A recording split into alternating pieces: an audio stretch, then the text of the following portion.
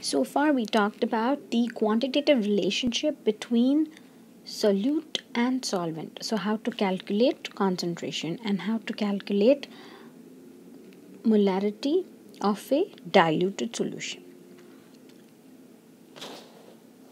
Now we get into the molecular aspect of how actually solute or what happens when a solute dissolves in solvent. Say for example, there are solvent molecules and they are interacting with each other. So what exactly happens when a solute dissolves in solvent?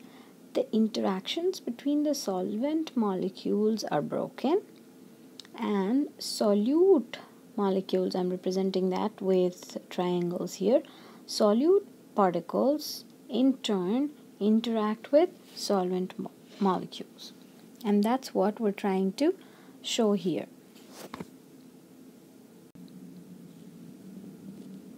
Now these are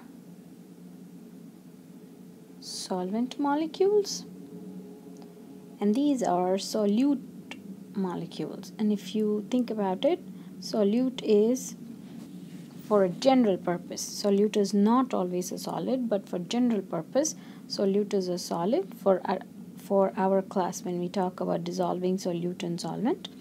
So solid, now this solid solute is now interacting with the solvent molecules. Now if we take water as our solvent, water molecule is like this,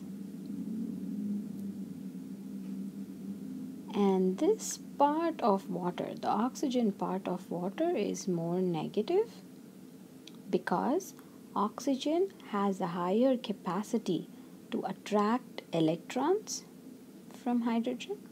So there is negative, partial negative on oxygen, and there is partial positive on hydrogens. So this is our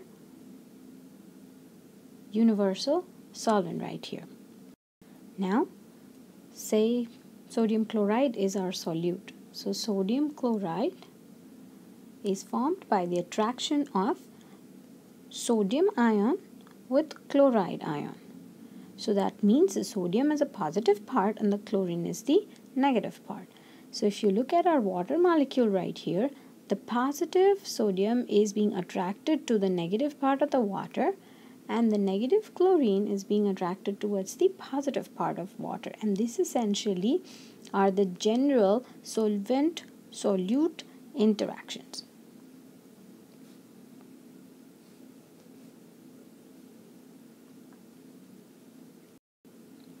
You will also see the ionic interaction that is being shown here, interaction between sodium plus and chloride ion. So in general, the solvent-solute interactions for ionic compounds are like this. The negative part of the water is attracted towards the positive part of the solute, and the positive part of water, which is the hydrogen, is being attracted towards the negative part of the solute. And this basically constitutes the dissolving of a certain ionic compound in water. So what happens when an ionic compound dissolves in water? The negative part of the solvent or the positive part of the solvent interacts with the negative part of the solute, and the negative part of the solvent interacts with the positive part of the solute.